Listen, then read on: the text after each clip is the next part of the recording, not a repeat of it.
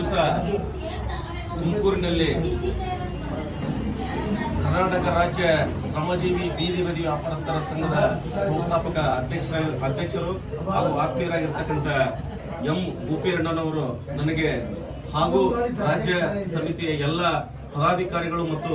ಮಹಿಳಾ ಘಟಕದ ಪದಾಧಿಕಾರಿಗಳು ಇವತ್ತಿನ ದಿವಸ ನನ್ನನ್ನು ಕರೆದು ಹಾವೇರಿಯಿಂದ ಕರೆದು ನನ್ನನ್ನು ರಾಜ್ಯ ಉಪಾಧ್ಯಕ್ಷರು ಮಾಡಿದ್ದಕ್ಕೆ ತಮ್ಮೆಲ್ಲರಿಗೂ ಕೂಡ ತುಂಬ ಧನ್ಯವಾದಗಳು ಸಲ್ಲಿಸುತ್ತೇನೆ. ಜೊತೆಗೆ ಬೀದಿ ಬದಿ ವ್ಯಾಪಾರಸ್ಥರ ಸಂಘದ ಇವತ್ತಿನ ದಿವಸ ನಾನು ಪದಗ್ರಹಣ ಮಾಡಿ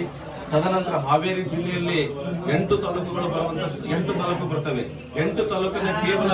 ಒಂದೇ ಒಂದು ವಾರದಲ್ಲಿ ಎಲ್ಲಾ ಪದಾಧಿಕಾರಿಗಳನ್ನು ನೇಮಕ ಮಾಡಿ ಮತ್ತು ಅಲ್ಲಿ ಇರ್ತಕ್ಕಂಥ ಈ ಹಿಂದಿನ ಏನು ಸುಮಾರು ಒಂದು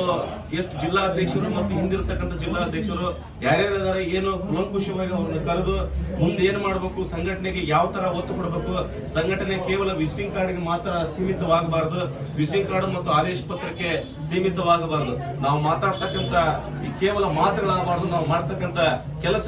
ಕೆಲಸ ನಮ್ಮನ್ನು ಗುರುತಿಸಿ ಮಾತನಾಡುವಂತ ವ್ಯವಸ್ಥೆ ಆಗ್ಬೇಕಂತಂದು ಎಲ್ಲ ರಾಜ್ಯ ಪದಾಧಿಕಾರಿಗಳು